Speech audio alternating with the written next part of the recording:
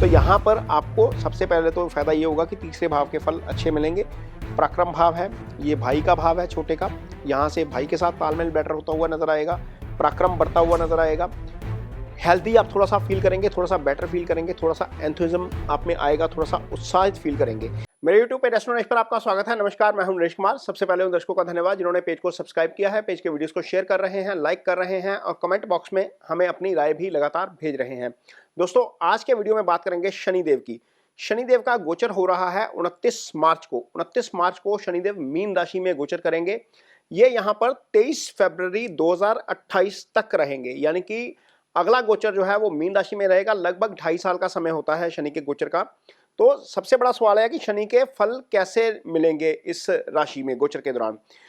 यदि हम सामान्य फलों की बात करें, दुनिया के ऊपर प्रभाव की बात करें, तो ये गोचर 30 साल बाद हो रहा है।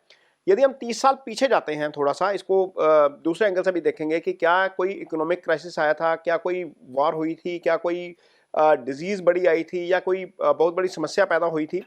तो जब ये लास्ट टाइम में हुआ था शनि का गोचर, ये 95 से लेकर 98 के बीच में हुआ था। लगभग जून 95 से लेकर अप्रैल 98 तक का पीरियड था।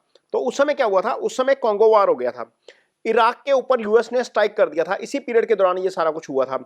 रशिया इकोनॉमिक यदि सिचुएशन की बात करें तो रशिया में इकोनॉमिक जो है वो स्थितियां थोड़ी सी खराब हो गई थी। इंडोनेशिया हमारे एशिया में ही पड़ता है, वहां पर थोड़ा सा प्रॉब्लम हुई थी। यही पीरियड था जब हांगकांग जो है वो टेक ओवर किया था चाइना ने, क्योंकि पहले वो हांगकांग अंडर ब्रिटिश रूल था।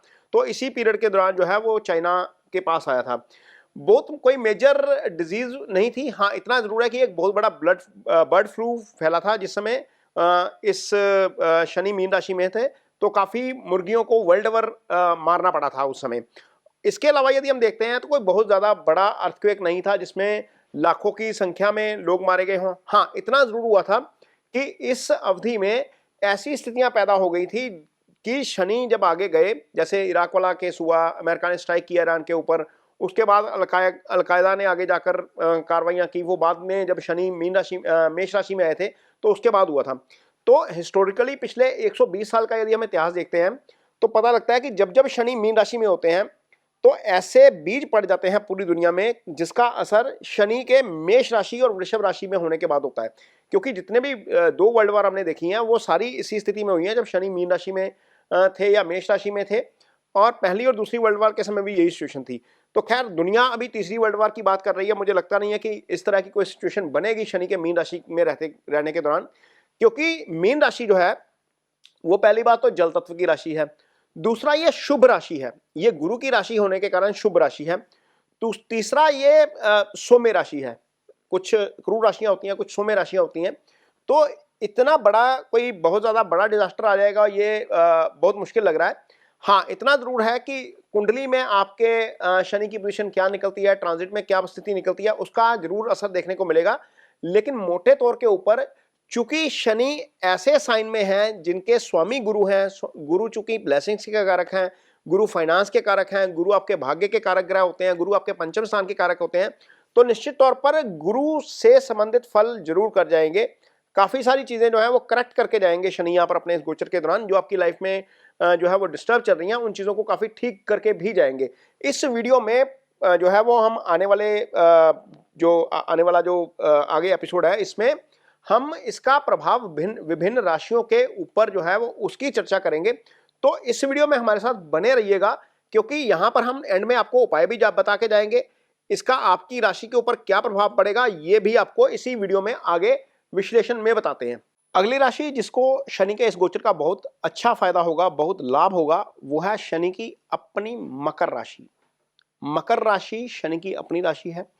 इसी राशि के ऊपर शनि की 7.5 चल रही थी।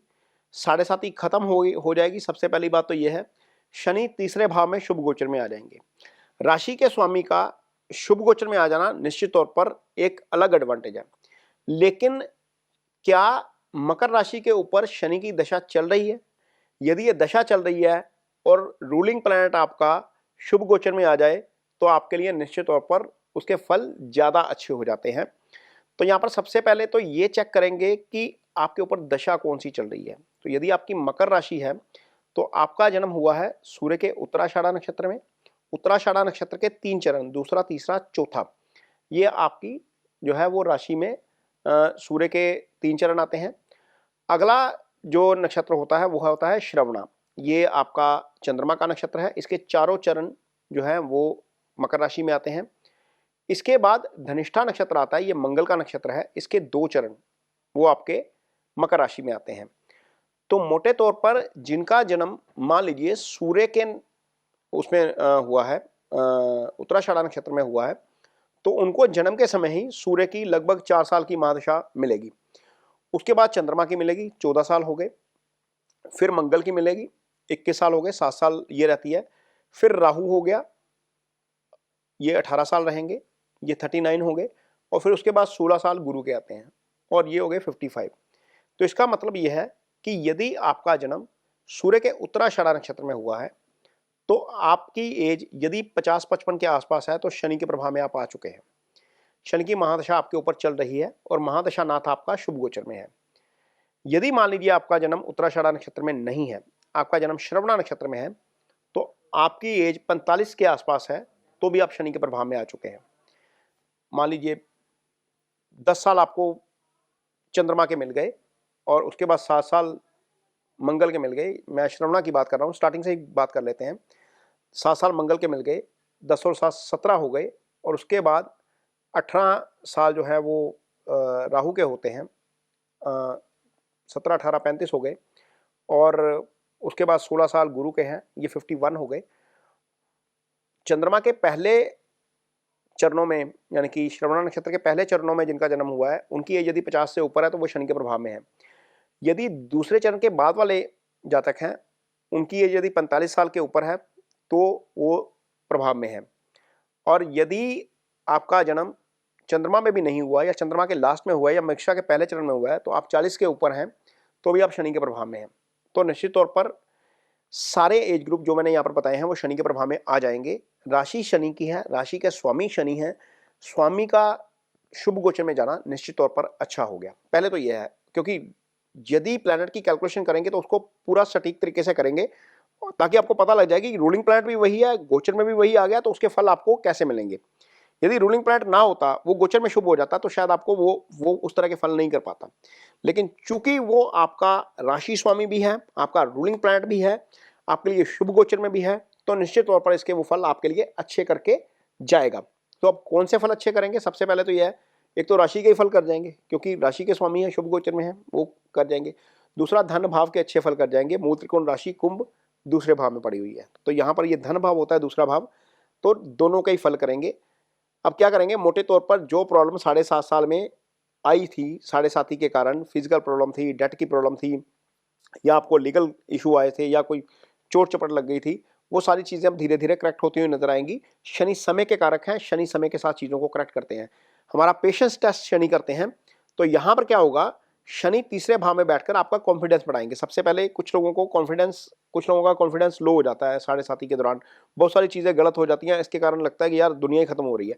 तो यहाँ पर तीसरे भाव में आकर सबसे पहले तो आपका कॉन्फिडेंस मजबूत करेंगे। ये पराक्रम का भाव होता है। यहाँ पर आप देखेंगे कि चीज़ें करेक्ट होती हुई नजर आएंगी आपको धीरे धीरे, स्लो, ग्रेजुअली, क्योंकि शनि मंदगामी है, तो मंदगामी ग्रह राशि का स्वामी आपको आपके काम वैसे भी स्लो होते होंगे। तो यहाँ पर आपको सबसे पहले तो फायदा ये होगा कि तीसरे भाव के फल अच्छे मिलेंगे। पराक्रम भाव है, ये भाई का भाव है छोटे का, यहाँ से भाई के साथ तालमेल बेटर होता हुआ नजर आएगा, पराक्रम बढ़ता हुआ नजर आएगा। हेल्दी आप थोड़ा सा फील करेंगे, थोड़ा सा बेटर फील करेंगे, थोड़ा सा एंथुसिज्म आप में आएगा, थोड़ा सा उत्साहित फील करेंगे। धन के फल आपको अच्छे मिल जाएंगे। अध्यात्म की तरफ आपका ध्यान लग सकता है यदि आपका जन्म जो है वो सूर्य के नक्षत्र में है, क्योंकि शनि भाग्यस्थान को देख रहे हैं, ये अध्यात्म का भाव होता है, तो अध्यात्म की तरफ आपका रुझान थोड़ा सा बढ़ता हुआ नजर आएगा। ये चीज़ें हो सकती हैं। यात्राएं इस अवधि में आप काफ़ी करेंगे, धार्मिक यात्राएं, देश में काफ़ी रुझान चल रहा है। महाकुंभ में हमने देखा कि 50 करोड़ लोग ही जाके माँ गंगा के उसमें जाके स्नान करके आए और त्रिवेणी संगम में लोगों ने डुबकी लगाई वहाँ पर। इस अवधि में जब ये गोचर हो रहा होगा, चूंकि शनि गुरु की राशि में है तो उसका अपना अलग प्रभाव रहता है, वो वीडियो में पहले भी बताया, लेकिन अध्यात्म की तरफ ध्यान थोड़ा सा बढ़ेगा, थोड़ा सा रिलीजियस एक्टिविटीज की तरफ जाएंगे, थोड़ा सा दान धर्म करना आप शुरू करेंगे। ये चीजें आपके लिए होंगी। 5th हाउस पर चूंकि शनि की दृष्टि है तो संतान पक्ष से अच्छी खबर आएगी आपको। संतान पक्ष से आपको, जिनके संतान नहीं है उनके यहाँ पर संतान आ सकती है, जिनके संतान है उनको संतान पक्ष से अच्छी खबर आ सकती है। तो यहाँ पर चीज़ें अच्छी होती हुई नजर आएंगी संतान पक्ष के लिहाज से। कॉन्फिडेंस आपका बढ़ेगा, आप फैसले बेटर ले पाएंगे, क्योंकि बुद्धि विवेक का जो भाव है वहां पर भी शनि का प्रभाव रहेगा। शनि चूंकि शुभ गोचर में है तो निश्चित तौर पर 5th हाउस के अच्छे फल आपको देखने को मिलेंगे। 5th हाउस से बुद्धि विवेक देखा जाता है, यहाँ पर आप चीजें बहुत अच्छी होती हुई नजर आएंगी।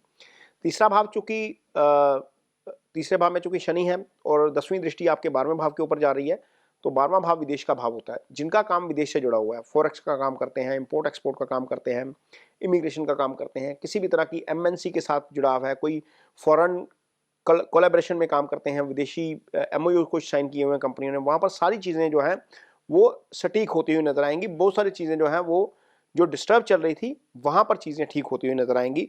तो निश्चित तौर पर मकर राशि के जातक ये नोट करें, स्वास्थ्य लाभ होगा, धन की वृद्धि होगी, संतान पक्ष से अच्छी खबर आएगी, ये चीजें जरूर होंगी। विदेश से फायदा हो सकता है आपको, अध्यात्म में आपका ध्यान लगता हुआ नजर आएगा। तो ये चीजें मकर राशि के जातकों के लिए इस गोचर के दौरान बहुत अच्छी होने वाली है। ये वीडियो आपको कैसा लगा इस पर कमेंट बॉक्स में अपनी राय जरूर दीजिए। यदि वीडियो अच्छा लगे तो इसे शेयर जरूर करिए, पेज को सब्सक्राइब जरूर करिए। इसके साथ ही मुझे दीजिए इजाजत, नमस्कार।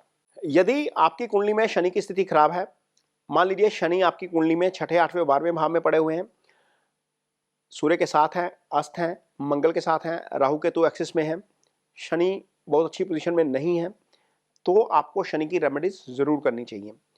शनि की रेमेडी के तौर के ऊपर सबसे पहले तो यह है कि एक काली जो उड़द की दाल होती है उसका डोनेशन किया जा सकता है शनिवार शाम के समय।